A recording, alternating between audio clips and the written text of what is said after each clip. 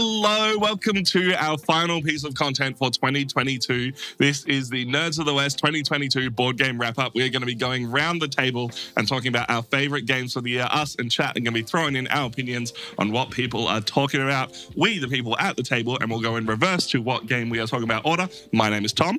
I'm Callum. I'm Rhys. I am Billy. I'm Shaune. I'm Chris. I'm back. Kai. And I'm Lachlan.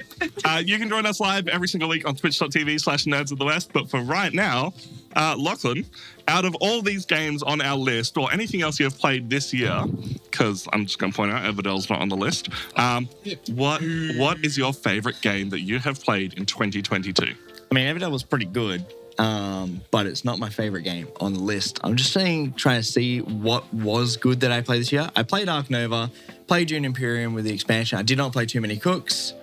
Fight the Blight was pretty good. I feel like I'd need to do like a category for like best card game and best board game. You're welcome to try. Fight the Blight was an absolute, unexpected banger. Roll Camera was a very good cooperative game. Hidden Leaders was probably my most surprising game that I enjoyed this year, considering that I hated it so much the first time I played it. I hated it so much that I didn't even go on the stream because I was like, I refuse to play this on stream. But then the second time came around when the expansion came out, played it again, had a great time. I think it was just the balancing issue that was my biggest gripe. That game doesn't work above 4 players. No, Which definitely game's not. that? Hidden Leaders. Hidden Leaders. But I did really enjoy it, and that was probably my most surprising game of the year. But I would have to say that my most enjoyed game was actually Northguard. Ooh. So I think maybe because I won both games that I played. It's a skewed statistic. And 3 counts. Art-wise, fantastic. I loved the mixture of it, having the different abilities. And also it was a tile laying game, so it was area control, exploring. There was a lot of good mechanics. It wasn't like the best board game ever, but I thoroughly enjoyed all the components. Everything went back into the box quite nicely. The components were really good. We did play Rhys' Kickstarter version, but I don't think that would have changed much for it. But I did really enjoy Northguard, and I think I got a few games in this year of it, whereas a lot of other games we only play like the once or the twice, whereas I got Northguard in every time that we were teaching it. I love that it's area control, but you don't know what the area is going to be, so you can't plan for what the control is going to be. Like that real 4X exploration. Like the fact that they streamlined 4X like that was just really good design. Does your opinion of it change knowing that we got a rule pretty majorly wrong? What was the rule? 2 monsters cannot share the same space. That seems fine, because I don't think that occurred too much. Well, It did ruin a few people's games when we played it the first 2 times. I don't know if you guys fixed that the when you played it off stream. I think, when we played it off stream, we didn't play with monsters. we didn't play with monsters. And that might be why. So we played without monsters because when we played on stream with the monsters, it slows the game right down. But it's like the more complicated version of it. And so when we were teaching other people, we want to get in a good 45 minutes to an hour. Do you know where you are? What year is it? I'm just trying to think because I feel like I played that game twice. Yeah. Did we played at my place? Did we play twice in the same day at my place? So it was played on stream. Yeah. We then did the Tabletop Sim one. Shout out Tabletop Sim. It was, and then we did one at your place. But that one wasn't good because one person got stomped by multiple monsters. I don't know. I'm sure I didn't play on stream. So I'm sure I played it once played the with You did monsters. play it on stream. I'm sure I played it once with monsters and once without. Oh yeah, you were there. You were you at the on Christmas stream last year? On stream, you were about to take the win, and then I came in and was like, fuck. Yeah, Kai was there. Yeah. I did play it. Who are you people? Where am I? How did I get here? Was that what you guys were expecting was my favorite game of the year? Honestly, no. But it's a great choice. I totally agree. Northguard was great. The first time I played it, which was on Tabletop Sim with the monsters, I hated it. I was devastated. I was like, I backed this game. I was so excited for it. It was Resident Evil 2 all over again. Yeah. I was like, oh man, fuck. We ended up cutting the game short. Yeah. He was so angry. But he got locked at the start of the game. Well, it's because he got hit by multiple monsters. Yeah, because what happened was someone floated the idea of restarting the game, and Rhys was like, I can't do it. And I was like, look, I think we we should just call it here. We shouldn't play it out because Rhys is having such a bad time, and I don't want to just. I was crying. I was like, you couldn't see it, but I was like, I'm crying. It was just that solitary. But then you enjoyed it when you played with them later on. So we played without monsters and just did the base, and I was like, I loved it. Loved it. Completely different game. I think I would like to play it without monsters. Yeah. I haven't done it without, and I do think it would be the kind of game that I like. I preferred it with monsters. But I haven't actually played it at all. Oh. So I don't know the good, the bad. I haven't even seen it played, actually. So, I'm just vibing on the other side of the table. Yeah. I mean, I'd be keen to get it back to the table. Like, I'd definitely be. Hey, do we have it here? Let's just bust it out right now. We're not doing anything. it's at my house. know where to be, right? For Callum's reference, it's a tile laying game where each person has a faction, and on those spaces, there's different phases, and you'll get resources which you have to pay for your army.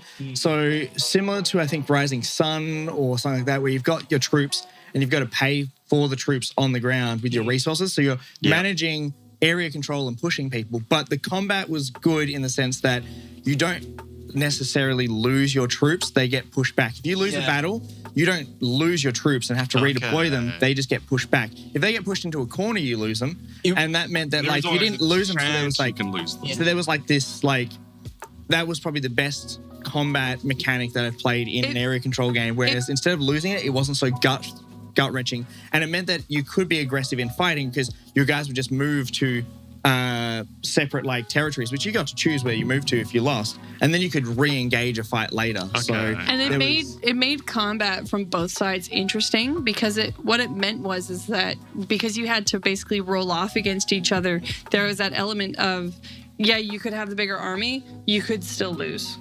Like, you could still not win. And that made it really interesting for me because it was like, in other area control games like that, like Risk is the first one that kind of comes to mind. It's like, if you have the more troops, you win that fight.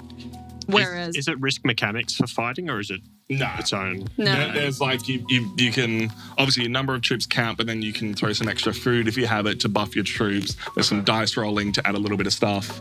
There's like buildings that increase the defense, like the defenders' stats and things like that. So, I mean, you can make it statistically guaranteed a win, but you can't guarantee how many troops you might lose and things like that. So it's what Risk should be. It's better than Risk. I much, say that with absolute confidence. Have any of you actually played the video game? I have. That's what I was going to ask. That is the only version of Risk I've played. No, Northguard. Oh, Yeah, so my question was going to be how similar to the video game is the board game? I have not played the video game. Or the board game. I've only played the first 3 or 4 campaign missions only because I wanted to give it a spin before playing the board game. I don't think, I mean, the art is identical. Like, it definitely looks like a Northguard board game, and it definitely shares some sort of quirks. I guess I went into expecting like Age of Empires but Vikings. But it does have these mechanics of like having a limited number of buildings in sectors and these sorts of things, which does carry across into the board game. So it definitely feels like they were trying to make something at least somewhat true to the game, not just slapping the Northguard logo. Like, here's Risk and we'll just call it Northguard. There's, I would say it's like 50-50. Like, I'd say it's 50% similar to the board game, 50% its own original thing. So like there's enough there that if you have played the video game that you'd be like, oh, okay, I understand this, I get this mechanic. But then it's also like, oh, this is actually like a really good board game, and they actually took time to make rules that work. And weren't just like, oh, we're just gonna fucking. So it's like they've got it. enough creative inspiration that you couldn't just slap like an Age of Empires logo on the box and go, oh, same game. Yeah. Hey, Trevor, we are doing our Christmas wrap up. It's the end of the year for us, and we're about to go into Christmas time. So this will be our last stream for the year, and we're talking about our favorite games that we play this year, because every week that we stream, we play a game and we rank it on the board.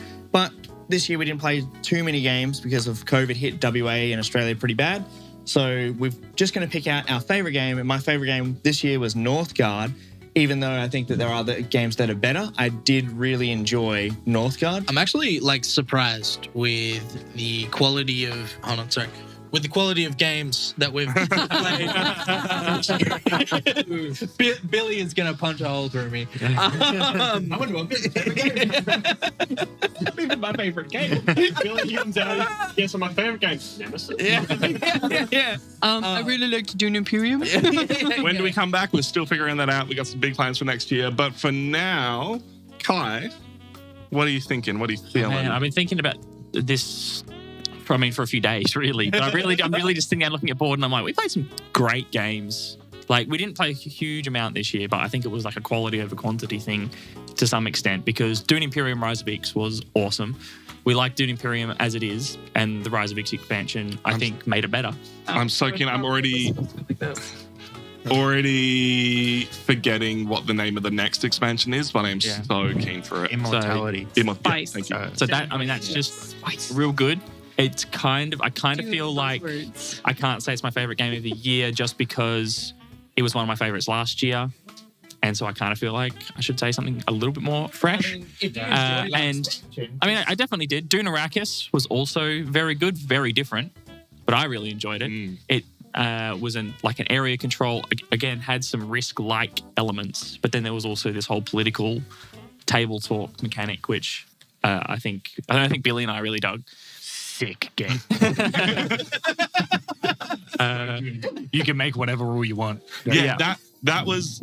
Are we just going to talk about Dune Arrakis now? If you can't decide, I mean, we can do. I was going to say probably Unfathomable would ultimately take the cake for me. Mechanic? I thought It was like a hidden agenda. no. That's the Jim Betrayal. The card game. There's like 20 billion. There's so many. Apparently. Yeah. There's more coming out. More Did expansion. you know there's a movie? What? Guys, did you know it's based on a book? What? Did you know it's based on real events that happened in history? Whoa. Dune KFC, the 7 secret herbs and spices. Dude, Dune and Villeneuve, if you're watching, like we know you are, y'all should partner with KFC and do a secret spice melange chicken. For the next 2 minutes without the promo. Well, because they finished production this week. How good would that be? Right. I would eat so much KFC. You know what? I wasn't in on it before. You're on It's it. just cinnamon, right? It's just your chicken, but it's cinnamon that's the spice. I don't know, like some chicken with like allspice, you know, some. Anyway.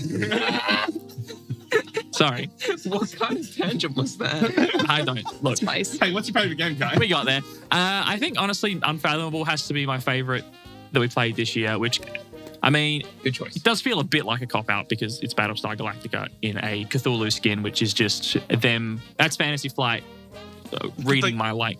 They didn't just reskin it though. Like they adapted things really well for the new theme and simplified a lot of things. There was a lot of things I really liked about it. Like even just little things like the fact that as the ship moves forward, you start leaving the monsters behind. Like just little mechanics that made it feel really, really cool. Felt like you were sailing on the seas. An updated version, right? Yeah. An updated version of Battlestar. Yeah, Battlestar's Tom's favorite game of all time. Yeah, fucking banger. So was Unfathomable better than Battlestar, or Not in my opinion. I think a base game to base game, yes, because Unfathomable takes what the Battlestar expansions had fixed and balanced, removes the pilot entirely, which in the base game, the pilot of Battlestar Galactica is underpowered, and then really reworks some of the abilities, and then it's cheaper is the biggest thing. Yeah. It's cheaper and available. Yeah. So I think that, I mean, if you already have Battlestar, you don't need to rush out and buy Unfathomable.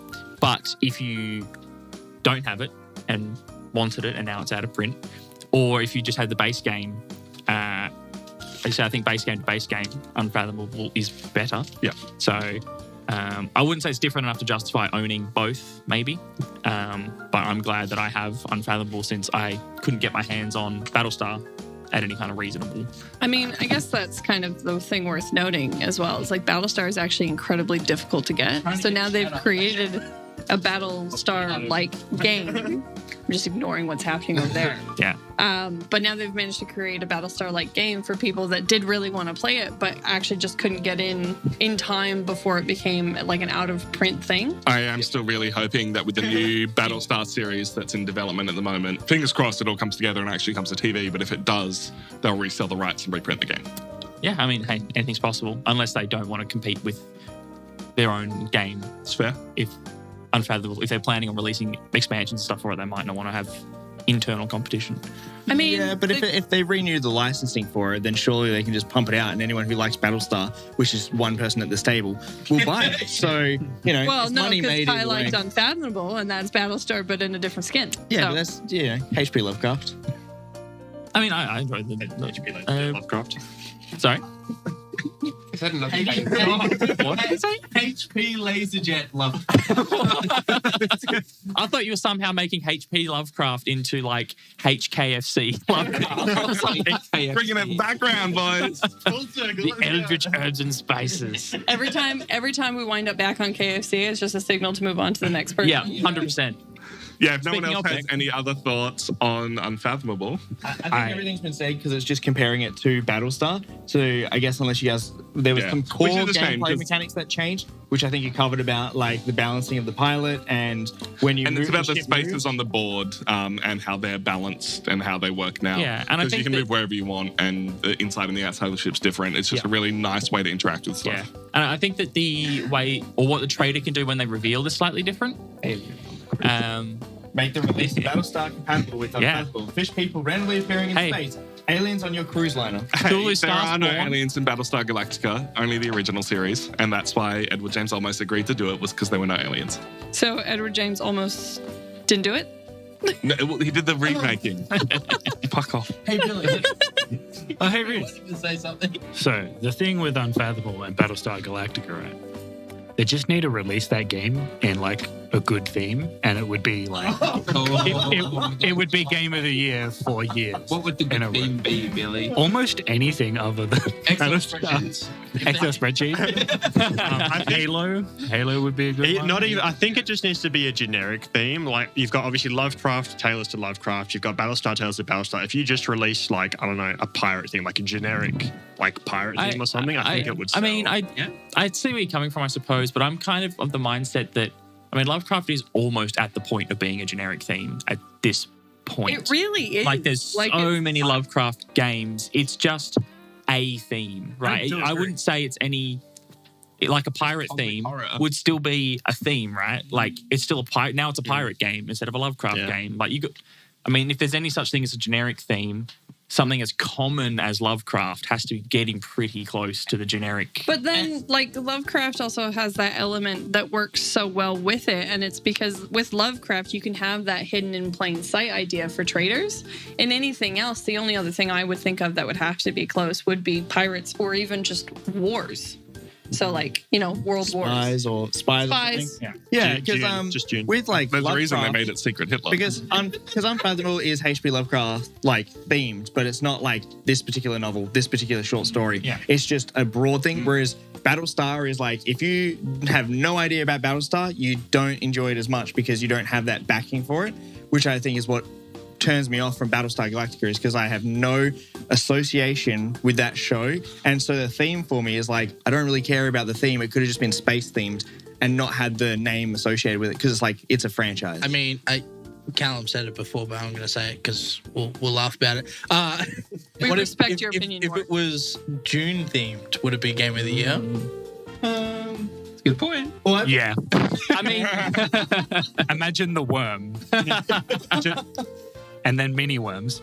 But that's like, Mini worms. that's sort of on my point though, right? Yeah. Like Battlestar works for Tom, June would work for us. Like I enjoy the June theme, but having it being HP Lovecraft, which Callum doesn't really enjoy, which I mean, yeah, if it was a generic theme, I think could work on a grander scale because that was my biggest peeve about Battlestar is the fact that I have no association with the franchise. Yeah. I mean, I'm wondering if something like a D&D theme would sell. That's what Fireheart said. Fireheart said generic fantasy. Yeah, I which mean, is what they did with Resistance. Because- So, like, Resistance, Avalon, His Merlin. Your biggest target audience is people that already like board games, and most of the time, people that like board games play D&D or play another tabletop game as well. You assume so, but honestly, the crossover isn't as big as you would think. yeah. I mean, I think, I guess, just to repeat myself, I guess, the any theme like that, like Dune, Battlestar, does sort of require some pre-existing knowledge of the franchise to get into it. Whereas for something to be based on Lovecraft, you don't need to know. You could have never read a Lovecraft book, never seen any other Lovecraft media in your life, and you're just like, the sea monsters are attacking a boat.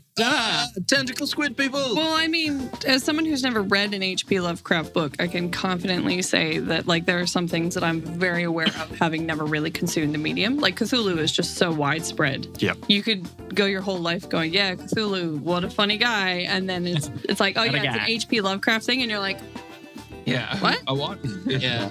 All right, Beck. I think we've pulled back onto Unfathomable too many times. Every time it's about to break away, we get pulled back in about how it's Battlestar. So what was your favorite game? So how many buckets of KFC would you give? 4 out of 10. Would you rather eat a bucket of KFC or play Unfathomable? Oh, that's a hard one. And then you just took it straight off. Just realize them, come over them. We mentioned I'm not going to lie. So Bucket I- of KFC's at the top. Yeah. my favorite game of the year is not on this board because Tom said that it didn't have to be on the board. Through the powers of Board Game Arena, an online board gaming thing. Bingo. And you know how hard it is to get people to sit down and play a game, so you might only play it 3 times? I think I have played well over 50 games of Space Base this year because Actually, you just... I'm going to check my stats right now for Oh it. my God. Yeah, he can do that. But basically, my favorite game of the year is Space Base. My best description for it is it's Machikoro in space. So basically, Nice. what you do is you develop basically a fleet of ships, Yeah. and then when you roll, you get like certain abilities for when you roll. So you might get like money, you might get income, you might get victory points, and then when somebody else rolls, depending on what you've got in your top row and is no longer in your main fleet or whatever, you get those when someone else rolls. So it is Machikoro in space. Yeah. Really? But you're always looking at what other people are buying. See, like there's a little bit of hate drafting, but if you hate draft, then a card doesn't necessarily work for you. There's some really cool card interactions of stuff like you get pips of like power to activate stuff, cards that will activate pips. There are cards that will do arrows. So instead of getting that one, you'll get the one next to it. So you can increase your odds of getting the ones that you want. Then those arrows chain. And there is a you win card. It goes on the number 12. It doesn't flip up. It's only if you roll 12 that it counts. And if you get enough pips, which I think is 3 at anything but a 2-player game and 5 at a 2-player game, you win the game instantly. Doesn't matter what other score other people are on, you win the game instantly. And I had a game where someone else got to 40 points, then I had my final turn, got what I needed to get that, and stole the victory from them. It is so satisfying. I will shut up now and let Beck talk about it more, but this year I have played 574 games of Space Base and won 326 of them. I play the shit out of that game. How long's the game? Like 15 minutes online. On the tape, and sorry, before Beck jumps back in. I feel like Beck can take over. Space Base isn't on the board because Space Base takes 15 minutes to play online and over an hour to play in person. Oh. So I'm going to hand this back to Beck, but 15 minutes later. So. the one thing I would like to do is actually play Space Base with some of you guys, because the only person I've played it with is Tom, and it gets a little bit I disheartening think we've to play played with it Tom. once. Potentially, Because 'cause Tom, now that Tom's talking about it, I'm like, that sounds familiar. And I think it was I one definitely time. told it to you at one Yeah. point. Yeah. I mean, we all need to play Board Game Arena more often. Yeah. Yeah. Decent games. Without Tom. With this particular game, like if you were to bring it to a table, it is a card-based game. And so the only thing I can think about is how would you have this as a card-based game where your board state is a constantly managed thing? Because there's no way to do it without everything becoming a mess. and it being kind of Looks at Tom. yeah, exactly. This is the kind of game where I may never play it physically, and it's just because I am well aware of how gross it would be to play on a table. Yeah, I have played it physically and it's a mess. Yeah. So Mike owns a copy and I played with him, and yeah, we played one game and it's a great game. actually, but you know what? I have played a game with Mike before, but he didn't realize who I was, but I figured out who he was. Mine, you mean? Yeah, so we both wound up in the same game, and I was like, I recognize. I recognize that username, but because my username on Board Game Arena isn't very well widely known, we just played a game, and I was just like, GG, Alchemist. Docs. I'm pretty sure there are numbers included, but Thanks, Beck NOTW, whoever you are. Whomever you may be. Has anyone else played Space Base that has any opinion? No. I mean, you just said I you believe I've probably only played, one or two games. Because you played a card game and you're like... Yeah, and I remember finishing a game, like trying to reset it then took a long time because the cards have to be in order and things like that. Yeah, like they're like tiered cards, so you get more value ones for more money you have. Yeah. But I do remember definitely enjoying it. I couldn't tell you a whole lot about mechanics because it was a while ago, but I can say that I definitely did enjoy it. I will say one of my favorite mechanics in it is swapping positions of cards. So like you've got cards for 1 to 12, but there are cards that'll swap your like 4 and 10. So then you can get the really high powered 10 cards activating every time you roll a 4, which is just such a fun way to play. There are so many strategies. It is, I know there's a podcast I'm forgetting the name of right now, did a really great episode on it. Decision Space podcast. They've just had their 10-year anniversary, so congrats to them. They talk about the fact that Space Base doesn't actually have a massive decision space because there is either cards that work for you or cards that don't. There is always a little bit of forward planning. All right, if I get this card, I need one of these. But it is like, hey, once you're kind of locked into a strategy, you should really lock into it. Yep. So I think we'll get it to the table next year. I think it's decided that we should try and play it physically. Yeah. It is a reasonable length game that we could play on the table if we have enough room for it. And Beck, it's funny it's your favorite game because I have it right here. Open this present. There's a part of I considered it. There's a part of me that is like, could you potentially craft like a magnet system where you just have like magnets on top of your cards, but you've got like a 1 to 12 space game where it's like the magnet pins them down? Because that would also help. A craft person who had enough time. Or like a slide in or something. Yeah. I don't know. Well, all right. A dual disc. One day. Anything else that you would like to add about your favorite game, Beck, before we pass to Chris? As long as there is you have the floor on the side of the table. Space Base KFC edition. KFC. Spice Base. 7 herbs and Spice Base. Nerds of the West Christmas stream brought to you by KFC. Yeah, we're in Japan now. Also, before to cut off Chris. All right, 15 minutes. Here we go. Fuck you. Magic's not on the list, man. You're allowed to talk about it. Yeah. I just want to say hello to everyone who has just come into chat. Yes. Hello and goodbye, Stormo. So we can't all drink because we only, I think only Billy has a can to drink from. So, oh yeah, there are Bepsises somewhere. They're where the Bepsises always are. They're in the fridge in the front room, and if you would like them, let me know and I can go get them. Can I have a Pepsi? Can I have a Pepsi? Do you need hands? I'll have one as well.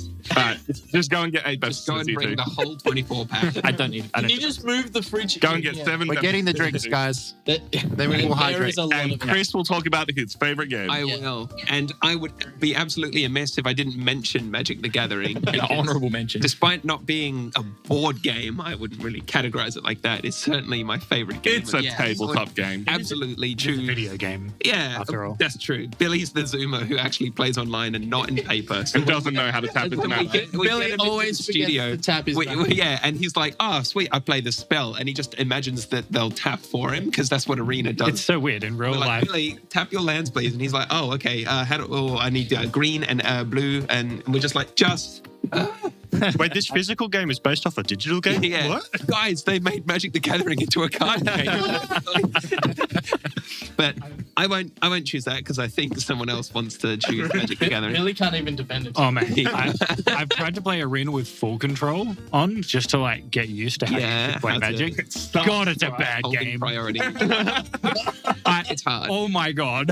I'll give it to Arena. Thank you. Shuffling in real life is so hard to sit through, and Arena takes that pain away because it just goes and everything's randomized. Unless you play But cat. almost everything else about Magic is better in person. What do we miss? Did you guys shake up one just to be like, someone's going to get praying? Just as I opened my Yeah.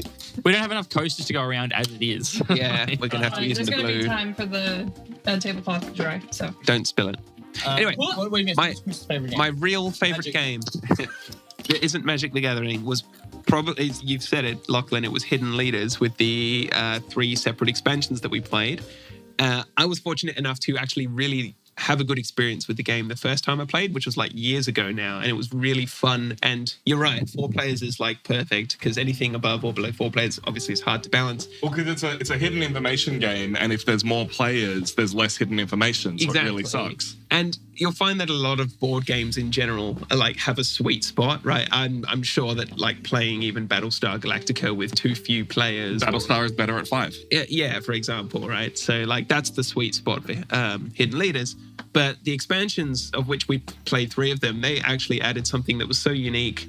It was only like a really tiny sort of minimal difference, in my opinion, but each of them had enough of a hinge on the game to like... There was the golems or whatever. Yeah, so you had to move the Guardian up and down the track. Which was a golem. Yeah, Well, the essentially golem was a the golem. Guardian marker, but the Guardians were their own faction that someone could win with. Yeah. There was the artifacts that people could activate and get their you had own the like unique special powers. And all the tokens that changed the value of stuff that the creator of the game pointed out, hey, you guys all put them on your own card, which is perfectly fine, but you can put those on other people's cards and start messing with other Right, people's yeah. plans. I'm I like, totally whoa, got that that. like changes everything. Yeah, but just in general, Hidden Leaders is a really interesting concept. Of course, you've got the whole like tides of war, like who wants to push which one up the track, and you can always like, there's always somebody who is trying to keep the track, the tokens together, so it's not just like one like hightails it to the end and then this team has basically got it in the bag, and you never feel like you've got everyone at the table who's against you. Well, because even if one person sometimes you do. hightails it to the end, there's a faction that can hightail the other one to the end Yeah, and win to- that way. And everyone's always got 2 choices of which faction, so there is always like Yeah, and that's what I everything like about about that it. game is That's a a push and huge pull. Beck, what do you want to say? I was just gonna say it's really got like the best of. It's got the best bits of hidden agenda games that board gamers tend to like, but it doesn't shoehorn you into a position where if the team that you start off going with is winning or you get so far behind, then you can just go, all right, well, I'm just going to go to the other one now and just focus on that. You can pivot. It stops people from being locked out of a game and not being able to do anything, because the second that happens, like you immediately lose any kind of enjoyment you have with it, and you're like, this is a stupid game. Yeah, like you could be going hard with one faction and say you only had one faction in any other game. Then it'd be like, that's it, I'm out. Because everyone else at the table is working against me. There's 3 people working against me and I'm the only one. Whereas because you have 2 factions, you can go, well, this isn't working. I'm going to join those guys because I work with Callum, and Callum and I can then start working together, which you don't know that's what's happening, but you have an inkling of like who's on what teams. And we had a few upsets where we thought people were on certain teams and they weren't, because you have 2 different agendas that you're trying to complete and you just have to complete one of them to win. So well, that's where it suffers awesome. at 5 and 6 is too many people on too many teams. But I think Chris said it best in the review we did of the game, that each expansion focuses on a different aspect of the game and highlights a different part of the game, which is a really great way to build an expansion and add onto a game. yeah, because you can play with 1, you can play with 2, you can play with 3, you can play with all of them together if you wanted to, but they just focus on one core mechanic. So if you want more of this core mechanic, you include this expansion. If you want more of this core mechanic, because there are a few different things. One was that focused on the track, so you could add the expansion that focused on the track. You had another one which focused on the cards. So if you like the card gameplay, you could add that expansion and focus on the cards. Or you could have the last one, like the last expansion, which was separate again, which was more about player interaction and like hindering other players. So it did have the different core mechanics and you could play with them all together, which we didn't. But, each mechanic of what you enjoyed, you could include. How long is a game? 45? No, I reckon 20. When you know what you're doing, it's about 20 to half an hour. Yeah. But like the first time through, and like when you're learning, obviously it's going to be way longer. But like a large portion of what makes the game fun is sort of getting a read on your opponents. And like the bluffing game is really good in Hidden Leaders as well, because obviously you've got two agendas. You can pivot anytime you like, and you're always trying to make people think one thing of you, and then to catch them out later with a different strategy. So like, if you're playing with friends like we all are, right, guys? Speak for yourself. I'm like, I know Callum's a jammy dodger. I'm not gonna like believe him, and I know that Tom's trustworthy or whatever, right? Because I'm actually a Yorkshire pudding, Chris. I'm sorry. Yeah, but like that can obviously, if you're like with strangers, it would take a longer time to like pick up on the hints that they're putting down, I suppose. But yeah, anyway, and also Zinger Box, I would probably I'd probably choose Zinger Box over Hidden Leaders, but it's close. Tom, It's can we get close. chicken tonight? Yeah, Dirty I mean, bird. We've already got plans for dinner, but we'll see what happens. We're starting to turn chat because Aliel and Firestar were like KFC. oh man! All right, guys. After this, we're To gonna tailgate on Chris's, it's actually a Zinger stacker box, not just a Zinger box. But I like Chris said, it was my most surprising game this year as well. Yeah, I'm surprised almost that you turned around. I almost picked it as my favorite game of the year because it did surprise me the most. Like I kept telling y'all it was a great game at 4. Yeah. Like, honestly, I was, for the longest time, like, I hate it. And then I played it and had a fantastic time playing. You got dragged into the studio because I believe it was the day when no one else was free, and it was Lockie was like, oh, I have to play Hidden Leaders. It's gonna suck. Well, we know it's the day that no one else was free because I was there. I get 2 days off a week, and when we did streams at the studio, it meant I was out all day, and I don't have that kind of time to spend an entire day at the studio. So I have been on streams less this year because of that. So, like, Hidden Leaders, we played a long time ago. Lockie and I shared a very similar opinion of it. And when the stream came around, I feel like it was a game of chicken because neither of us quite wanted to come on stream to play it. It was a game of Kentucky Fried Chicken. There we go. And with that, I $2 think has been deposited into the Nerds Bank. That's the fourth KFC reference. Shaune, what's your favorite game? look, I just want to quickly add before I talk about my favorite game. Popcorn chicken is really Is this you're like listening to you guys talk about Hidden Leaders? I never got to play it. It sounds really cool. So well, let's bang out again. you know, Right if now. we're saying we're going to get with 9 face to the table, I want to get that to the table as well. I will say, If you say another thing about chicken, Rhys, I will say, my thoughts sort of turned around on it, not as much as what everyone else's did. I think it went from what I considered to be like a really unfun bad game to like a mediocre one. okay. So, like, I think at the end of the day, I think with the expansions, everyone favored it much more positively. So I would recommend that people actually try it out. For me, it's just not a me game. If the game went for maybe like an extra 10 minutes, then maybe I'd like it. But like, yeah, I think for the hidden information and the turnaround, it just wasn't. I was going to ask the opposite, like, because I'm a big fan of Werewolf because it's like a 5-10 minute game. I was going to say, if this type of game was shorter, would you have enjoyed it more? Like, if you had burst. I think that too, right? If it was shorter, I think half an hour is just that like not enough time for everything to sort of unfold. I think if it was like you'd rather play 3 hours of Unfathomable, which is a hidden agenda game. Give me that KFC bucket chicken, man. Let's go. One last thing in for Hidden Leaders in that it has absolutely gorgeous art. Like they've this artist has gone on to do a bunch of other work, but the work they've done on Hidden Leaders is just absolutely wonderful, so unique, and each faction has such great unique themes to them, and then they mix those themes with certain characters and certain cards, and it's great. Shaune, how are you feeling? What are you thinking? Look, so it's a close one between two of them. So we played a lot of really good board games this year. For me, right at the top of the list, Ark Nova is really up there. You popped for Ark Nova. You I loved it. loved it. I absolutely Still haven't played it. Really? No, neither. Well, I haven't played it. We're getting that to the table too, man. But also, I just want to throw I'm going to pick Ark Nova, but just quickly, Libertalia, Winds of Galcrest was really good as well. That was a good one. This weekend. I actually had a craving for it as they like announced it that they were going to redo it, And when I saw that, I was like, oh my God, they listened to me. Like, how did they know? My prayers have been answered. I was going to go to Kai because Kai owns it. And I was going to be like, hey, man, Thank you, Stegma. can I steal your game? Like, to play the old Libertalia? And they're like, hey, we're going to bring out a new one. I was like, yes, this is great. I'm very keen. I love the OG Libertalia, but Windsor Gale Crest improved on it in every way except art, in my opinion. See, that's a really tough one. I enjoy the art. I prefer the new art. Yeah, I know that my opinion is not going to be. No, a lot of people agree with you, but I personally prefer the new art.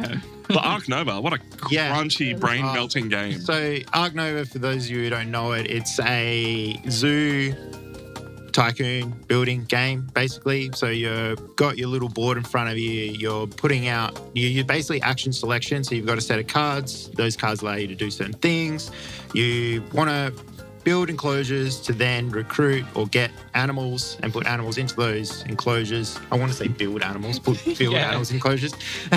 And then basically you get points, and there's two forms of points. One is tickets, so admission to your zoo, and the other is conservation. So you want to build a sustainably good zoo. I missed the joke.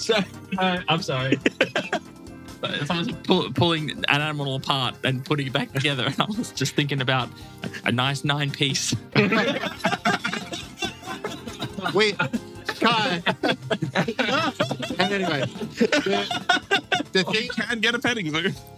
The thing that I think the most about it is the end game condition. So getting the two tracks to meet and then surpassing each other, the further apart you get them, the more points you get. It's great when you look at the board and you're like, oh, score of 110, when the actual winning score is like 15. Yeah. Because you played it with us on stream, and you basically walked in blind. Like, you didn't really know much about it, did you, at all? Nope. Came in, went, cool, make a zoo. Yeah, and what did you think? Because it was crunchy. I enjoy that type of game. Like, it's the type of game where you don't mind investing, the 2 hours to play it because A, you're never really out of the game, and B, you're having fun the whole time. Where I think I compared it to Terraforming Mars when we played it, where the advantage this has over it is your turns never get exponentially longer. Like, you always have the same amount of actions you can take, and it's never a roll-on effect of A equals B equals C. And because that's the biggest problem I have with Terraforming Mars. I know you love Terraforming Mars. Billy's like, sacrilege. Sacrilege. The biggest, as much as Terraforming Mars is great, my biggest complaint is the turns get exponentially longer. So at the beginning of the game, you're taking a 30-second turn. At the end of the game, you're taking like a 10-minute turn, and it just gets longer back to your turn as the game goes on. Whereas Ark Nova doesn't have that problem, which is great. And the way that you take actions is the best mechanic, I think, that we saw this year.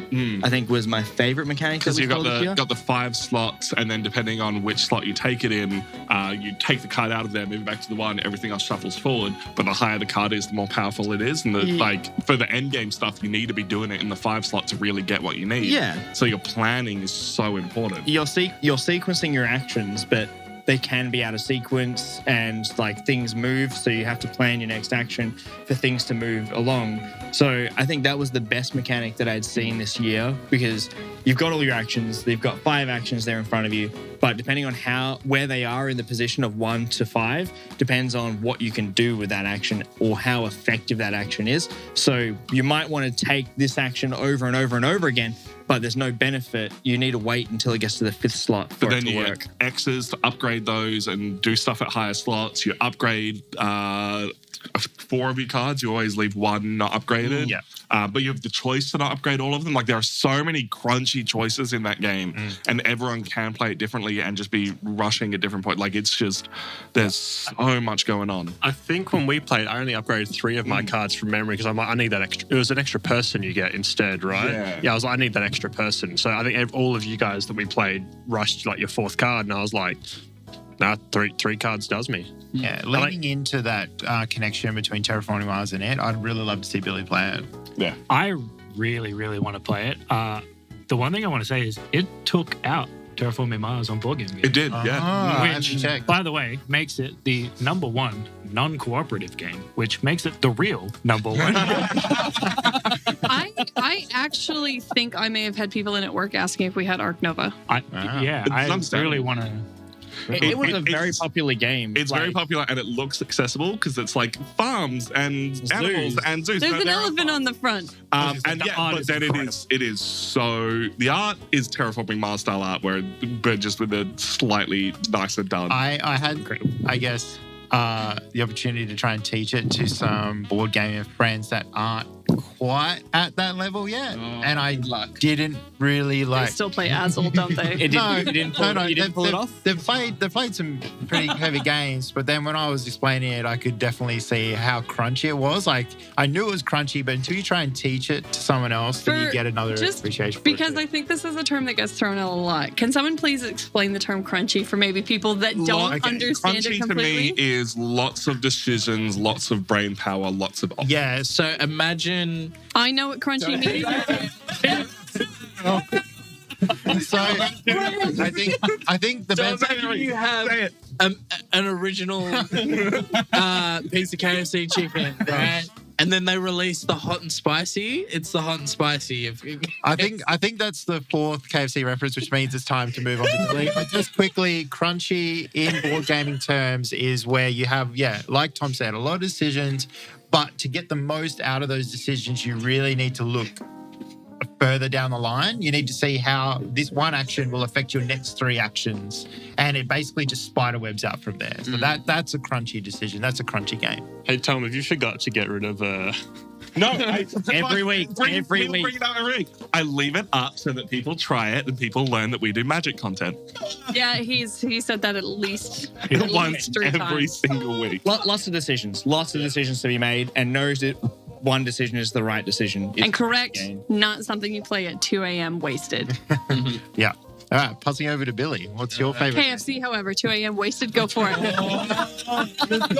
If only that were Can you believe Over East doesn't have hot and spicy all the time? Yeah. It's a limited time thing that they bring back so everyone floods back to the stores. And in WA, we just have it. No wonder they're all miserable. I believe they have hot and spicy boneless permanently now. Okay. So, Still, get it together. all right, look, it's not my favorite game, but I just want to say Reload is so much lower than it deserves to be. I cannot believe how much other people. There hate was this game. just too much going on in that game. It wasn't So- streamlined. It could have been really simple, and then it wasn't. What I'll do, because I didn't play Reload, is I think we should have Billy explain why he liked it, and then the people that did play it explain why they didn't like it. Because I think Alright. that'll try and keep it So, as organized as it can be. One thing Reload did was mash a bunch of mechanics together. It was very interesting, and I think it had a lot of potential to be a good game if I was playing with people who didn't tell me how bad the game was as soon as I sat down. That's a valid point. That's Because a I very still had a valid good point. time after being told I was about to have a bad time. Is that like sitting in front of a bucket of KFC? You're gonna have a bad time. I had a good time. No, that's like the Like- toilet after the bucket of KFC. The next morning, But you have a bad. That's a good point. Everyone was kind of amping you up beforehand. I think that's an important thing to note with board gaming is that it really sucks to play a game that you think you're going to enjoy because of everything that you've seen about it. And you sit down at the table and everybody's like, it's the worst thing you're ever going to touch.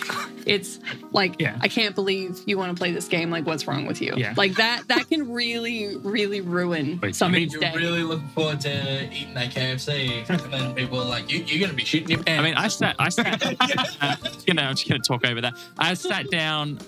Billy's first game was also my first game of Reload, Yeah. and we sat down Mine too. and yes, that's right. And we played with Lachlan, who we were going to his house for a board game night, and we walked into it set up, and he was like, "If I had to suffer this game, you all do too."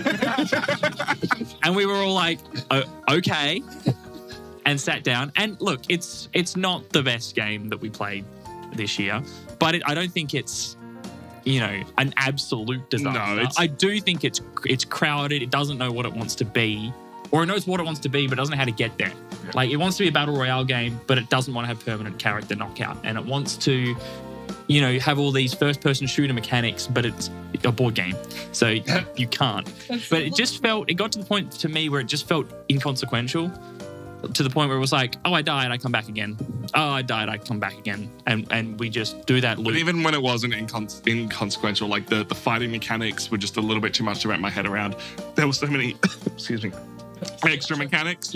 Like, there are heavy weapons in that game for no reason. It was just so bad. Like, there are 2 heavy weapons just cause, and it's a whole nother rule to wrap your head around and slow your game down. I think there was the balancing of the game was just a little bit off because you got the freedom to do what you want and when you want to do it. It was like, yeah, you can go down this avenue or you can go down that avenue where you can go and pick up things. And it had, again, probably one of the coolest things in a game or mechanic was the board, where to track how well you're doing was physical flags, and they were different lengths and sizes so that when you put it on your board, you could see that you were further along than everyone else. The problem with that was certain flags were way easy to get, way larger, and there was no balance or reward for doing other tasks. So collecting flags had no value over just going for kills. And I think we had issues because some of the gameplay core mechanics weren't translated very well because it was a French-made game, I believe, and the translation made rules a little bit hard for us to go, is this what they're saying or is this what they're saying? Like, it has been translated, but there was some clarification that we had to come up with ourselves. Rhys has been waiting to talk, so before you go, Rhys will. I will say, like, I think we give it a hard time because it is currently on the bottom of our list, but that's because we haven't played like a game of ham, like level Tower of Madness. Yeah, Tower of Madness, right? Something that is we that can. game still in the boot of my car? No, I think Chris stole it. I own it now. Yeah. Which left it behind. No, not Game of Ham. The other one. Yes, that will hit the table at some point. Yeah, the secret bad game that Tom wants us to play. I swear one day I'm just going to reveal it. I'm just going to be like, It's good. I can't have the sit. It's going to be beautiful. I'm going to love it. All the pieces Hey, of he's still melting. talking. So, yeah. Yeah, I think it's just like at the end of the day, I enjoyed my time with it. It's just not something I'd pick up with it again. I honestly, I'd give it like a 5. yeah, I honestly think it It's just not a- needed it's a not bit a longer 2. in the oven. Yeah. It had some good ideas, and I think if they had just been refined and a bit better executed, it could have been good. I think it needed more playtesting and The second edition is going to be amazing. It's the type of game that you want to be able to pull out with people who, you've played video games with and go, hey, here's a game that you like, but the rules are too convoluted to be like, let's sit down and let me explain these rules to you so we can have a good time. Where if you can simplify it to go, A, B, C, quick reference over here, let's start playing, and then people who don't normally play board games can go, I play shooters, let's play a shooter and have fun. I'm just going to ask a quick question. Billy, is your favorite game on the board but not Reload? And we just have been talking about Reload? Well, I think we have to talk about it sooner or later. I think that was a good thing that we got to talk about the bottom game, right? Like, it wasn't terrible, but we had to talk about this game at some point. I didn't want the 4 KFC references to happen and then it move on to Rhys. And not actually get to talk about his favorite game. I was trying to interrupt and be like, by the way, it's not my favorite game.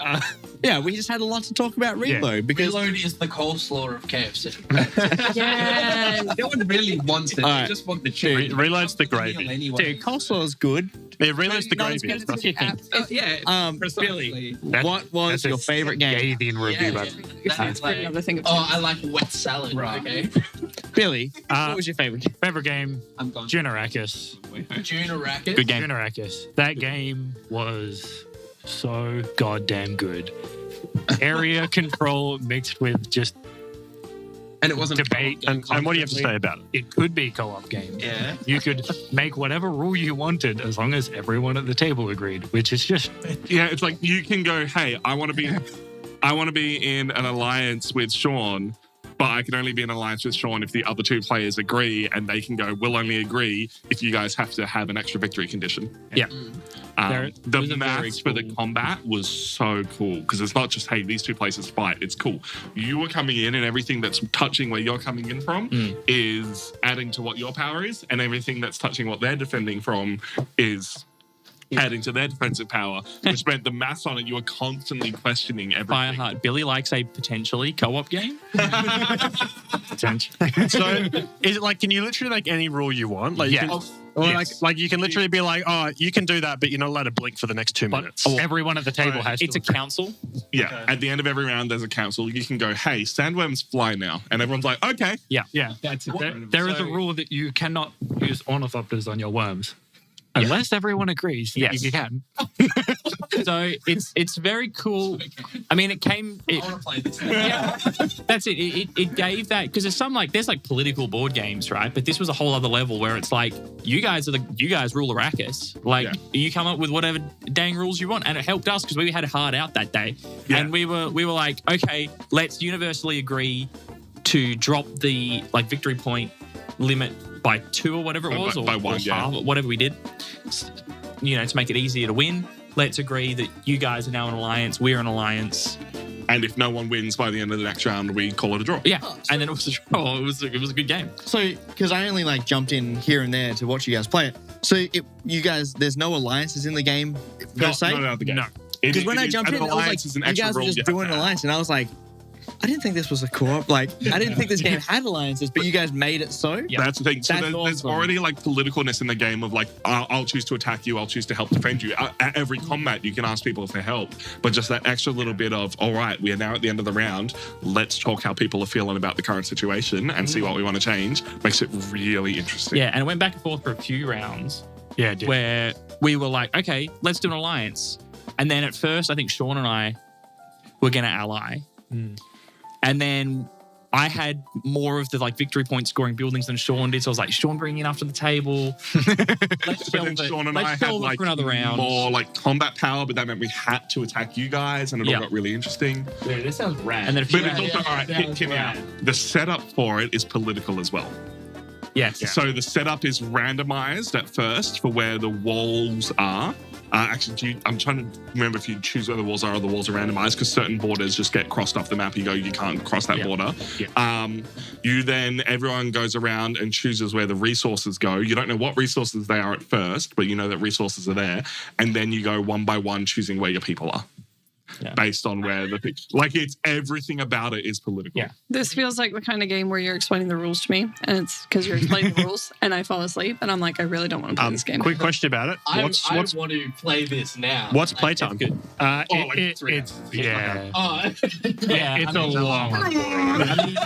They had to agree to lower the win cap and form alliances, so there was less teams. Well, you, Yeah. I mean, We we have to get played. the Frost Towns. But when Yeah. you've got a super competitive gaming group, Yeah. you know, you're not going to agree on anything. Yeah. Bro, I just imagine like in universe, everyone gets together. Oh, we got dinner reservations tonight. Can we end this war? Yeah. Like, can we sort this I mean, out? what, like, and it was myself, Shaune, Billy, and Tom, and I think we are probably the worst for analysis paralysis. And we're all looking at this just war board, moving out like generals. If we'd it's have not even played that that. game till the end, it would have taken 5 hours. Because you have to do the maths on every single location Yes. to see where it's worth attacking. There's some of y'all are like, oh man, I really want to play this game. The more you talk about it, I'm like, get this far away. Are decisions unanimous or is it majority? Like if one. It has to be unanimous. Okay, so if someone's winning and they're like, oh, well, I don't want to change any rules, Yeah. you have to get them on board to change a rule. Yeah. Okay. So you have to make concessions, Yeah. which is really interesting. So 'cause, I'm back in. Tom and Shaune couldn't just say, we're allies now, we're going to roll in. We have to agree to that alliance. And the only way we would agree to that alliance is if they agreed to us being allied. So that you can't just say, hey, you and me, let's roll these guys, because they have to agree to that alliance, Yeah. which means that you have to make some concession, because otherwise there's no way they're going to agree to it. So I mean, I'm told. it's heavy, Let's go. it's heavy politics.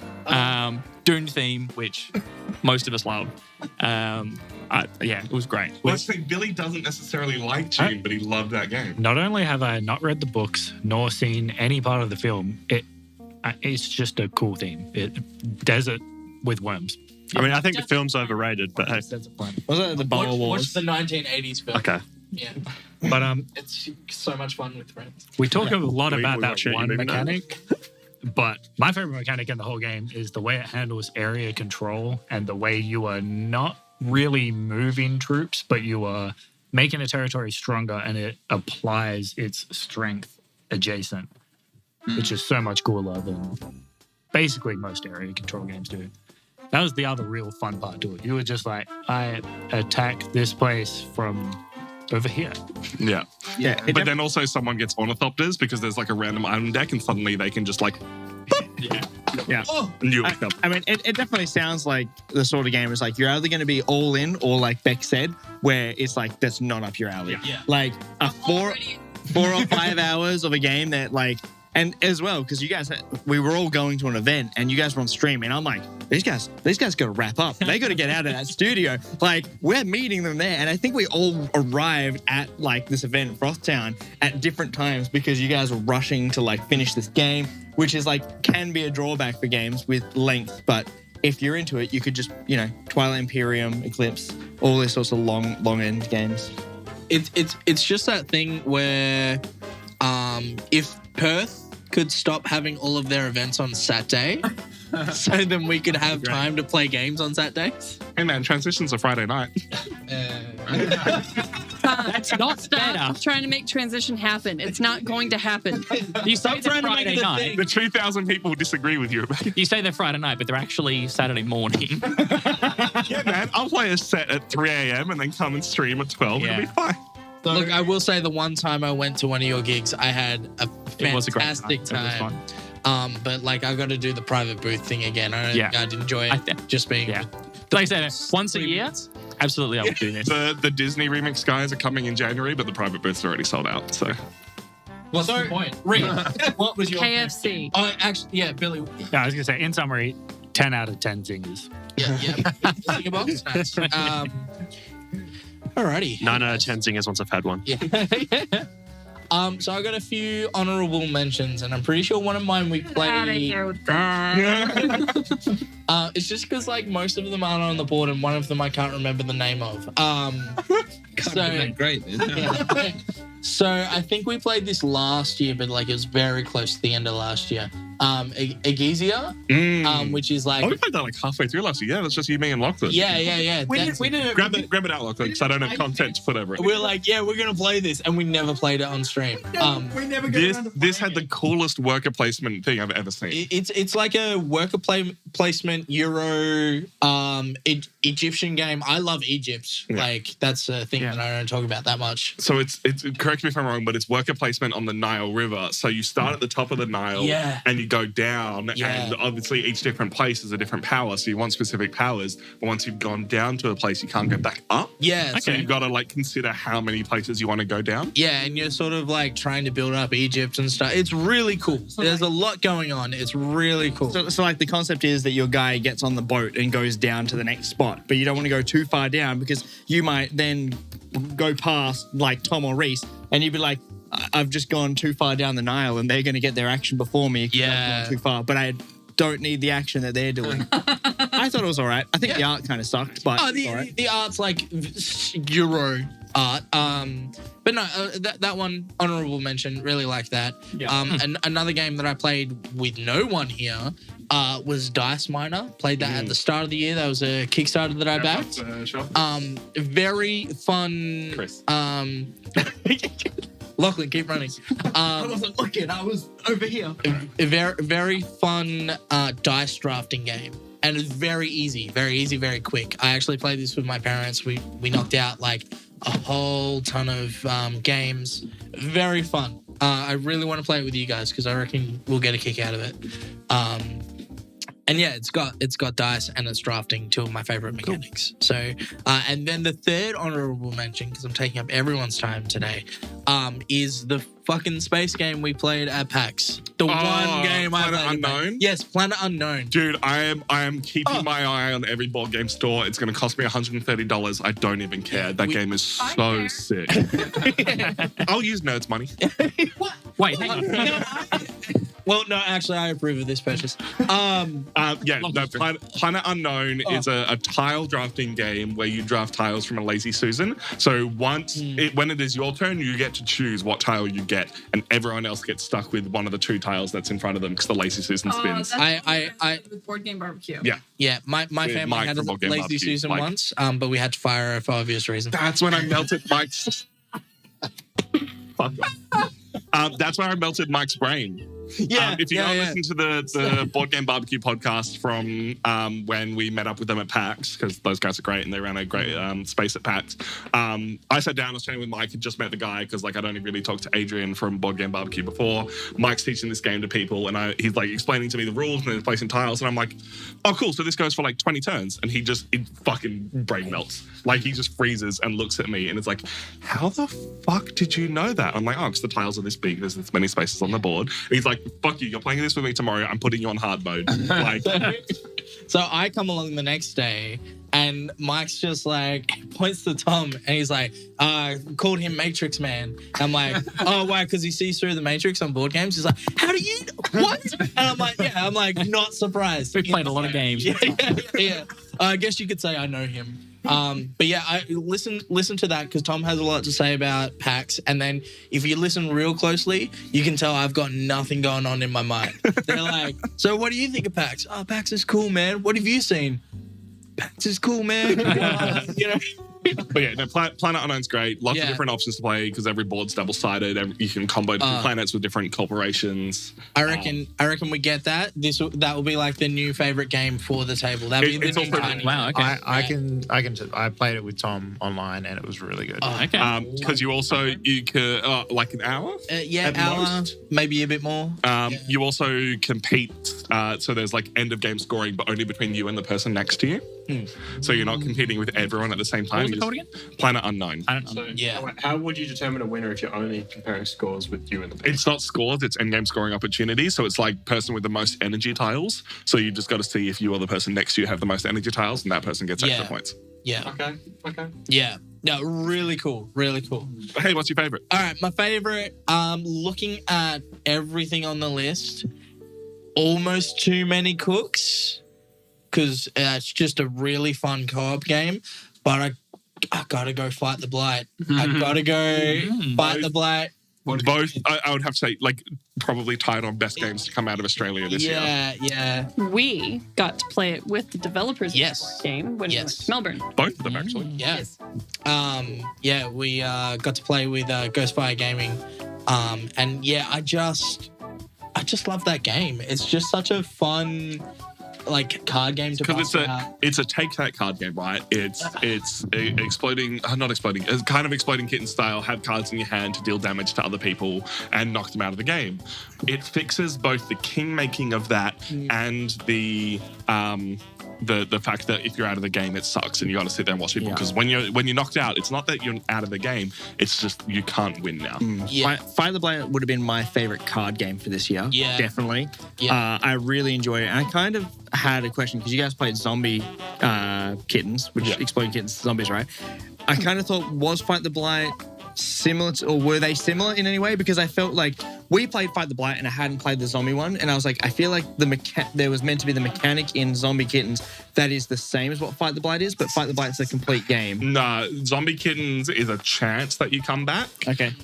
Fight the Blight it's in your own hands if you come back. Okay, because Fight the Blight feels like Exploding Kittens, and I feel like they incorporated the coming back and having that Kingmaker element where it's like you're not out just because you've been killed does not mean you're out. Yeah. You're still in the game. Whereas Exploding Kittens has been around for a while and is very, very popular. I was a bit worried that it was actually just a rip on that, but Fight the Blight was a really good game.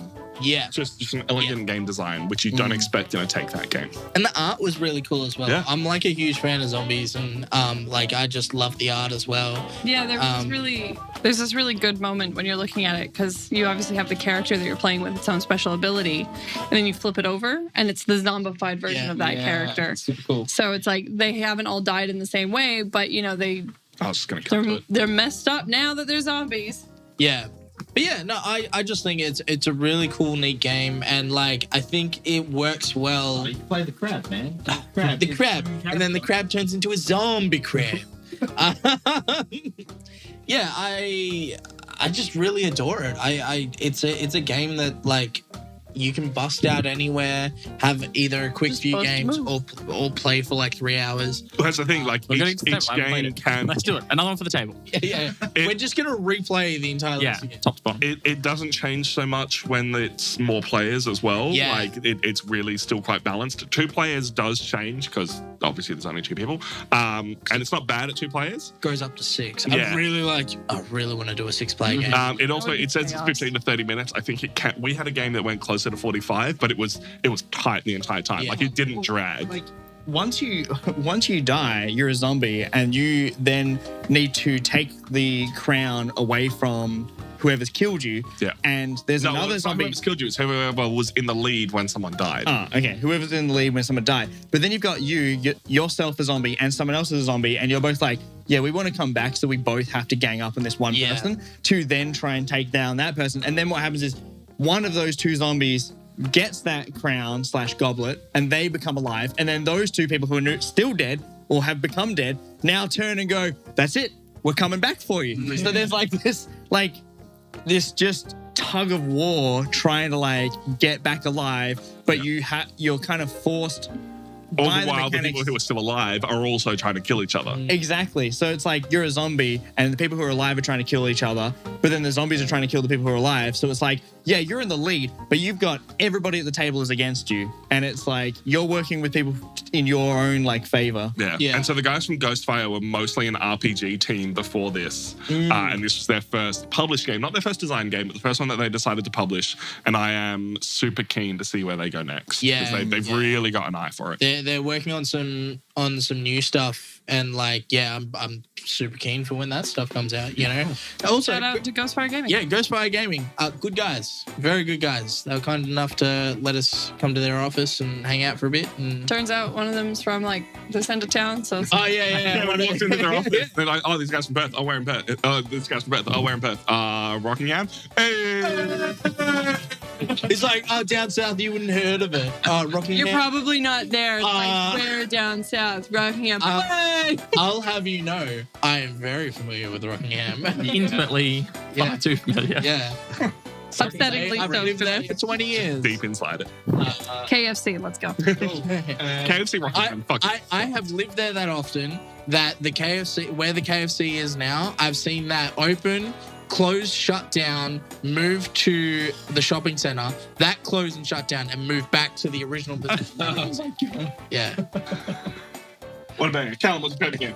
So I'm in a weird position, right? Because there's only 2 games on this list that I've played. Arc Nova and Reload. Yeah. Oh my god! Yeah. That's incredible. I mean, Well, So Reload was your favorite game. someone's already picked up, dude. Damn. Right, man. We've already had both talked about, which makes my job a bit easier. But I'm actually going to have to go with another game that isn't on the list because it's probably the game that I've spent the most money and time on this year, which is Magic the Gathering. With all the commander streams that we've done, with all the new decks that we've built, all the fun that we've had, it's a bit hard for me to say it's not my favorite since it's the one I've put the most time into this year. Yeah. As good as Arc Nova was and as much as I enjoyed it, I haven't thought about going back to play it again, so I can't really rate that as my number one game if it's not me going back to it. I had fun with Reload, but same as Arc Nova, I haven't thought about going back to it to go, hey, let's play it again. But we've done so many Commander streams. I've had a lot of fun with Commander, Magic in general. How many decks have you built this year? I've rebuilt one. I've built a second one. Probably 3, I reckon. From scratch. One from scratch, one rework, 2 reworks. Yeah. do we want to ask how much you spent on the cards? Because I feel like every I other actually week couldn't tell you. you send a message through to the group chat like, "Hey, buying cards. Anyone want in? Anyone else?" That was a while back. I know I've spent, because I traded in one card that was worth $100, and then I spent probably close to another $100 on singles this year. Dude, it's like hey, we're looking at like. Oh, no, because I built my Rakdos deck as well. Yeah, okay, that's a bit. Yeah. Hey guys, who wants to come play some board games this week? This is what we're playing. Is it Magic? No, I'm not there. Don't worry. I won't be there. I've probably spent somewhere close to $400 this year. So, which I mean, it's not bad for a full year, but rookie numbers. I know. That's nothing. Because it's actually hard to tell because I know I've been in the auction groups on Facebook that I've thrown money at. I've bought. So I think the first deck I built was the mill deck, which I put that was all my hard work I put into that. I then reworked 2 other decks, which is a little bit of money went into each of those. Yeah. So. This stream is now transitioning into an intervention. No, sorry, Lachlan. We're doing even more Magic content next year. Yeah, I guess why it gets an honorable mention, right? Every single person at this table has played Magic the Gathering, and I'm certain that most of them who don't like it are on this side here. Either doesn't hate it, like it, or don't have the time for it, or the money, or can't find justification to invest as much as the rest of us have. I don't have the attention span to create my own decks. That's fair. Yes. I don't have the time nor money to invest in that game. I've been in that pit and I have broken the cycle. And I played one game this year. I played 1 or 2 games this year, which is the most I've played in the last 3 years. And it was with Chris, and I finished it, and I was like, all right, I've broken the addiction. I don't want to go back. But I have no satisfaction to go back. Smoking crack. That's why we're getting into jump starts. You don't have to get into it. You just crack those boxes open and you see how you go. See, that side of it I don't mind, right? It's the T in the TCG that I don't like. Yeah. I don't like trading card games because they're pay to win. You have to. You're wrong. It's great. I'm back in. There's a meta. You have to have the right cards, and then the cards are out of you're not allowed to use them any. That side of things. That's why we poke it back. But What I love is when is an instant not an instant? always apparently. But no, Never. The words on the cards don't mean anything. You ever heard of the stack? Unfortunately. Yeah. So I'm with you on that. That's why, I only play Commander because I don't want to invest, another $100 to $200 in a new deck every X amount of months. Yes. to keep up with the current format, especially because a lot of the other guys we play with don't play that format either. Yeah. Where it's Commander's that format, we can all just go, hey, I've got a deck, let's play. I mean, the most fun I ever had with Magic was when I first got into it, which was at the time where we were all young and broke, and we would buy a pack off the shelf because the foil card looked pretty. You'd play with your pre-built deck against someone else's pre-built deck. They would be relatively balanced to one another. It didn't matter that none of the cards were worth $250 because it doesn't. When the power scale is even, you don't need these OP ridiculous cards. But that's why I love Commander now, because rule 0 of Commander is you sit down at the table and you discuss what everyone wants to play. You go, hey, I've got these options. It's this kind of power level. What are people feeling? I suppose. So I played one kind of sweaty, everyone playing their really fun but somewhat tuned decks. I played one game last night that was a bunch of people having fun and one guy that was just locking everyone out of the game. And I was like, yeah, cool, dude, whatever. And then another game last night that everyone just bought their low-powered stuff. One guy bought a pre-con that he hadn't played before. And it was just the most janky, fun game I played all night. Yeah. I'm deeply intrigued and disturbed by the idea that you now need to have basically a peace treaty before playing Magic the Gathering to make sure that everybody's on the same page. Exactly. You shouldn't need to do that.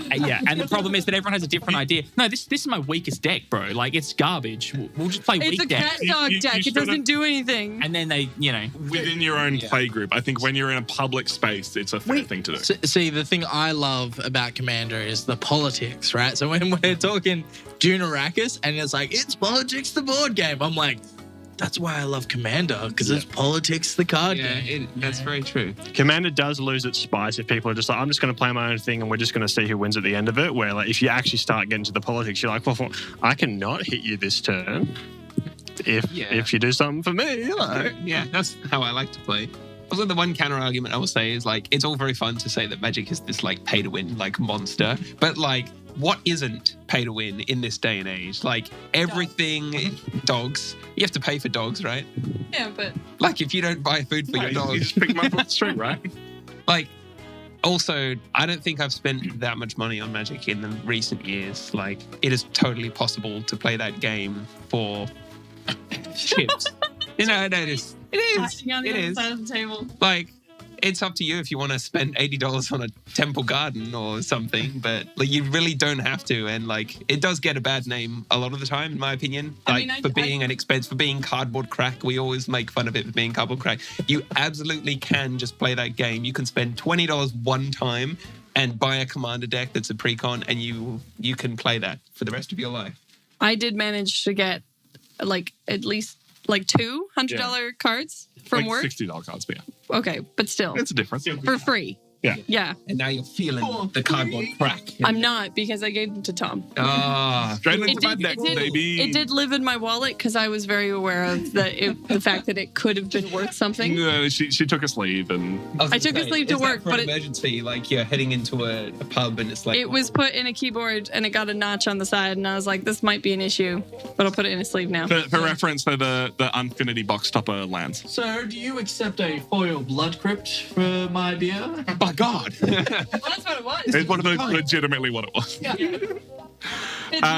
Any KFC references before I talk about my favorite game? Chimkin.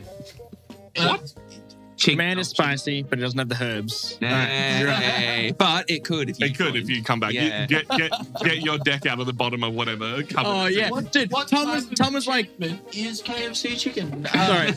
Tom's like, yeah, we're gonna play some Commander. I put you on the list. Just get your deck out of the cupboard. And I open the cupboard and I look at it and go, it's not happening. It's like it's in storage at the bottom. And I took a photo and sent it to everyone. They're just like, yeah, it's fair. It's too hard. Also, Lachlan agreed to come back and play Commander, and we were like, yeah, it's next week. He's like, cool, sign me up. I'm in. Oh wait, that's the grand final the day day. off, he flaked out. He was a Chad instead. No, He was a nerd like us.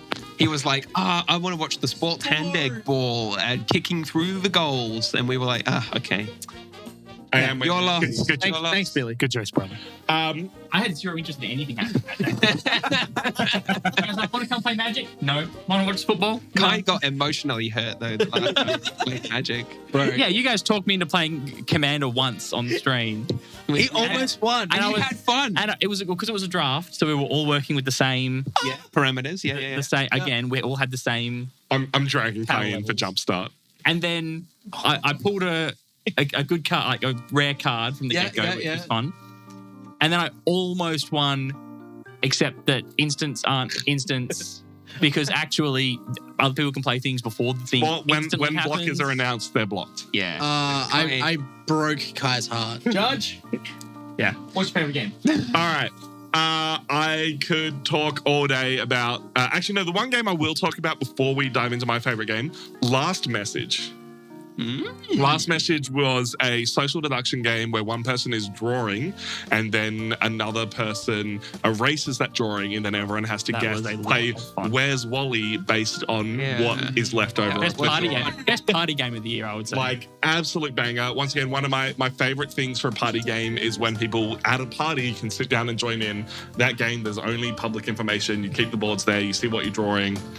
It's super fun. It's super easy.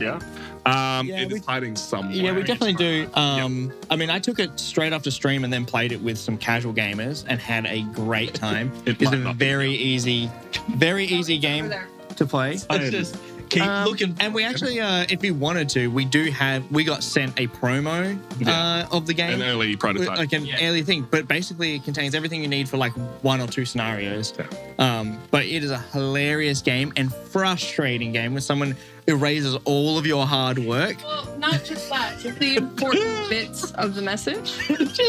So it's like you can Lucky's triggered because I was excellent at erasing things. But basically you have like so many squares that you have to like that you can get rid of. Yeah. And then it's no, because you have 9 squares in total. 9 squares to draw, and then it's 5, 4, 3 squares to erase? Yeah. Anyway.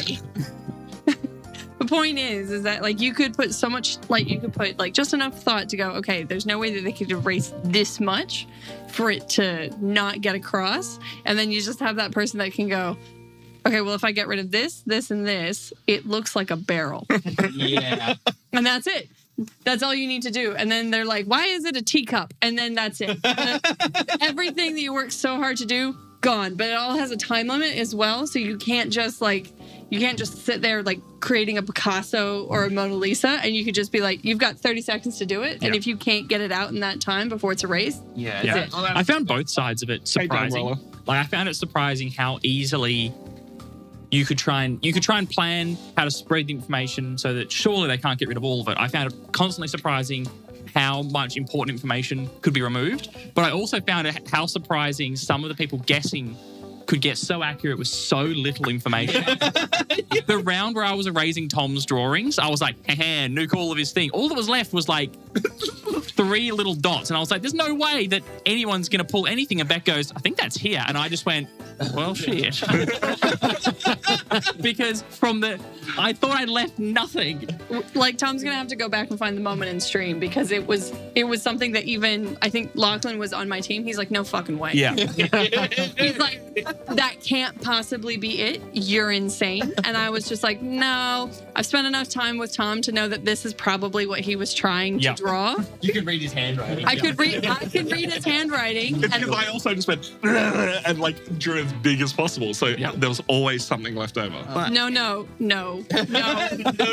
We're not doing that, because what you left was nonsensical to everybody except for me. But that's what's great about the game. It was good. And there's 2 teams. There's the drawing team, and then there's the guessing team. And the guessing team kind of, they're there while the drawing team's doing their thing. But then they get their collaboration and their ideas. And it's really funny being on the drawing team and then having the guessers just throw out wild ideas of what could be happening. And you're just like... You sit there and you just have to go, no. It's like... what is the game? Mysterium. Yeah. It's like Mysterium, because you bring all these things out and you're like, it makes perfect sense. Yeah. And then they take one look at it and they're like, it clearly means this other thing. And you're just like, you're just silently dying. You're just like... One of my favorite board game memories was playing Mysterium with people I'd only met earlier that day. So no context, no relationship, no idea, and just trying to communicate ideas. Anyway, we'll play Last Message again at some point. My actual favorite game of the year... That wasn't it. It's all the way down the bottom of the table. But dude, how is it that low? That was such a good game. That was such a good game. Dune Imperium with the Rise of X expansion. I loved Dune Imperium. The base game, everything about it was everything I love. Worker placement, card drafting, different ways to be political and combat, just so much cool stuff going on. And then they just added to it and tweaked it so perfectly with Rise of X to add the tech tiles, to add the new ways to drop people in with the drop ships, to add all the new cards and the new player abilities.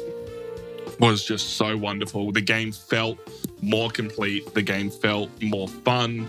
And just I love it. I love it so much. I'm keen for the next expansion. It should be on its way to us. I'm keen. That was like the first game we played this year, right? Yeah. Like, it was the first game we played this year, and it was super good. I didn't enjoy the base game when I played it. I hated it. And then we played the expansion, and I loved it. That's it. Twice this year, I have been turned around by an expansion. Well, not necessarily expansion. Like, the Hidden Leaders expansion wasn't necessarily the case. It was just the player count. But yeah, it was like, I hated this game, and then played it again for the second time, and I was converted. I feel like... Sorry. I was just going to say, I'm pretty sure I played the base game and I don't remember hating it, but it was, I think, one of those ones where it might have been a little bit too crunchy for me to really be like, I definitely want to go back. And it's just because I also don't gel with the source material as much. Like, you guys froth over Dune and I'm sitting here and I'm like, it's a big sandy planet. Yeah. And it's got some really cool themes and that sort of thing. And I'm like, I was a fan of the movie and that sort of thing. But when you're like, you guys are like, look at all these board games, I'm like, it's too many. Yeah. It's too many. I don't care about it that much. Everyone's froths over Dune. It's like, go look at some sand dunes, man. Like just go watch Worms in the Garden. It's the same thing. It's not the same thing. No, it's not the same thing at all. Dune Imperium. I love Dune Imperium, and it's always weird that it's like the opening game for most years. Because I remember when we played the base game, that's when we went down south for a holiday, and that was at the start of the year, and that was one of the first games we played that year. So I was like, it's weird that it's again one of the first games that was played. We get this new expansion. Maybe we'll play it the first game. Yeah. First stream back to Imperium. It's taking over Camel Cup. It's becoming the new. The new expansion lets you meld cards together so they can be played 2 cards once. And I'm like, yes, please, give me that. It's because Tom, Dune speak is so more hot. Nothing to my ears. Please. Sexy beer. Also, while talking about expansions, Ark Nova's getting an expansion. We're playing all these games again. That's all I'm hearing. The water park. Aquarium. Yeah, I didn't hear that. Do we know if it's a new board, an expansion to the board? Is there any details on it yet? It's just venomous animals, and it's a ride or die situation. I don't believe it's an expansion expansion. expansion to the board. I believe what it's adding is some adjustments to how cards are cycled through. Yeah. Because that is one of the problems of Ark Nova is that you can't go through and find the cards you actually need. Yeah. And then a bunch of new water-based stuff. So, question, right? So, we played Dune Imperium and we all loved it, and it was immediately top of the board. Stay there the whole year, and like we played at the start of the year, so it's got the longest memory out of all the other board games, but it's still like at the top for most memorable. But then, who played Dune Imperium? I played it, Tom played it, Shaune played it, and Kai played it, right? How did Ark Nova get top spot over Dune Imperium? Because that was me, Tom, Shaune, and Callum that put it above Dune Imperium. Yeah. Well, that's the thing is we were sitting there and we discussed it on stream. We were like, what would we rather play more? Yeah, that's the $1 million question. Like when you look at the board, it's what would you rather play? Would you rather? Because I think Dune Imperium is a better game. I would prefer to play Ark Nova if given the opportunity because it's more crunchy. Yeah, it's Ark Nova for me. I'm a big fan of, and I've said this before, I'm a big fan of building stuff and having something you can look at on the board. Whereas you don't really get that from Dune Imperium, but you get that from Ark Nova, so that's why it tipped ahead of Dune Imperium. Yeah, I mean, I really enjoyed both. It was just more of they are obviously very different games. One is more worker placement, whereas one is more building or area, not area Tableau management. building. Tableau building, yeah. God damn it, Rhys. We're all thinking it. I honestly, I was trying to I didn't have Uber Eats, and I was going to Uber Eats some KFC here for the meme. Yeah. No. Pretty fun. Tom's like, I need you out of my house. Yeah, I really want to play Ark Nova. One of the things I like about Dune Imperium is that there's enough there to sink your teeth into without it being overly complicated. Yeah. And I mean, I love a complicated, crunchy game, but sometimes. I'm not working New Year's Eve. We could spend the day at Kai's place to play board games. Hell yeah. Kai's like, I didn't sign up for that. Sure. I'm going to shit in your toilet now. Can't see it, Kai's. Let's go. I mean, So, we yes, don't have to. It's just... We will readjust our thoughts based on the new expansion for Dune Imperium, but does any Please. final thought on Dune Imperium? No, or? no. Final thought overall. Yeah, I was going to say, anyone have any final thoughts overall on the games we played this year? I have one more honorable mention, and just because. How many is that now? 4? Yeah, 4. This is number 4. I got 20. So no, one of the funnest games that we played this year that is not on this board was Dungeons and Dragons. Oh, yeah. Us doing the watch campaign was some of the funnest streams that I had done in a while. And in doing so has made me want to play more Dungeons and Dragons. You have taken on 2 campaigns. Yeah. This is a sentiment that I've shared because I think all of my previous experience with Dungeons and Dragons was marred with an experience. So just being able to play the watch this year, it just made me kind of realize how much I actually really like it because I finally got a chance to do role playing and to play it properly. And also, fuck you, Chris. Hey. Fair. It was Gabrielle. On the topic of honorable mentions, this isn't going to mean much to the audience, but Kingdoms IRL that I absolutely love. All right, context speaking to that. Chris runs a political resource space is a attacking each other. very smart individual that has created an IRL role-playing game where... Well, Yeah, we all just did it. But we anyway. all just do it. Yeah. Too much away. It's Okay, but just it's for like one person to create a system that had so many people enthralled for so many months is no easy feat. Yeah. And you did it every day for like 3 months. Dude, Every day except 5. Like, did you guys wait? You guys played it twice this year? Yep. Because I feel like the I other was game working at- started. was working at one place. like March. I Oh think. wow, Yeah. God, it's been a long year. I was working at one place and I'd share an office with people playing it. And Chris was like, why don't you play? And they're like, why don't you play? And I'm like, I don't have time every day to organize my troops and organize the plans and then send them to Chris. I'm not about it. Like, I'll lose interest within the 3 weeks. Talk about long con games. Like, that was the longest con game ever. And I had changed businesses and work environments, and I was still, everywhere I went was enthralled in this game because we would have meetups, and every time we'd come to stream, every one of these guys would just be talking about it because they're like, yeah, I haven't spoken to you, but I really need to talk to you in this corner over here. So we're about to plan an assault on Billy's base. And it's just like, I wasn't even playing it, I was wrapped up in it. Bravo to Chris. The joke was Lachlan quit the job because we talked about Kingdom so much. Because we'd get together for lunch and we'd talk about it, and Lachlan would come in and we'd be like, "Hey, Lachlan, we're talking about Kingdoms." And he's like, "All right." Headphones on. And then he got a job with me on his first day. I sent him a message over Teams, and I was like, "Hey man, I need your help. Here's my daily calculations. Can you?" And then the person I was sharing an office with doesn't play, is a mum of one of the players. It was like, are you playing the game that my son's in? And I was like, No, but I know. It's too small. I know it's difficult to talk about to people who haven't played it in the audience, but I just wanted to shout out to Chris because that was a game I Oh my played God, this the year. only person I lost. that didn't play it was Lachlan. Yeah. Yeah. If you go back and watch the tape, you'll just see me like look at everybody and then just go. I have never lost sleep over a game like I have in a good way because I've been laying in bed just thinking about how I can get out of Billy raiding me every single day or how I can optimize this or that or complete a quest. I think you just lied to him. real quick question. I mean, Lachlan left the country to avoid kingdoms. How much did you still hear about kingdoms? A little bit because I was scrapping. Anyway, let's bring it back to these games. I do want to give an honorable mention to some Australian games from this year because we had the pleasure of being involved with the Kanga Awards, the Australian Board Gaming Awards, and Land vs. Sea. Land vs. Sea took it out because it was released in the last year. But by the same people, if I can turn the lights back on.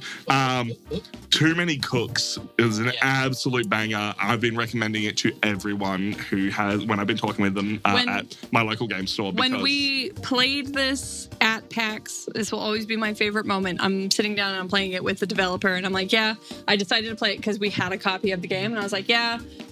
Me and my friends managed to get our hands on a copy, and he's like, "How did you get a copy? It's not released yet. How did you get it?" And I was, this from me? yeah, like he was pretty much like, "What have you done?"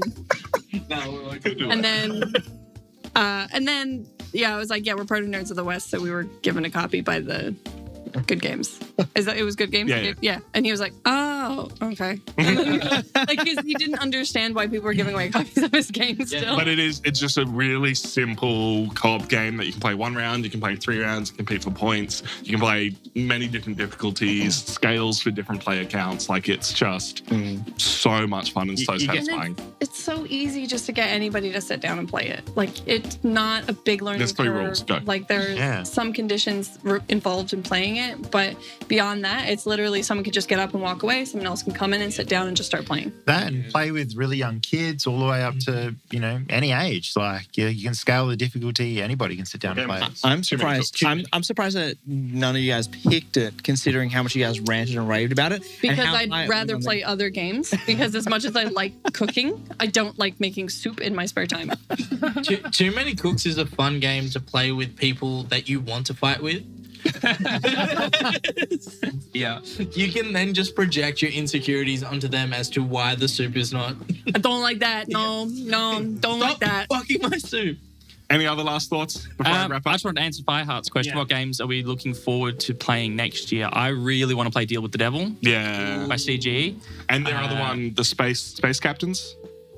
probably called something else. Stephen, if you're still here, you know the one. Hey, He Stephen, hook works us for up. CGE. Yeah. Has to know.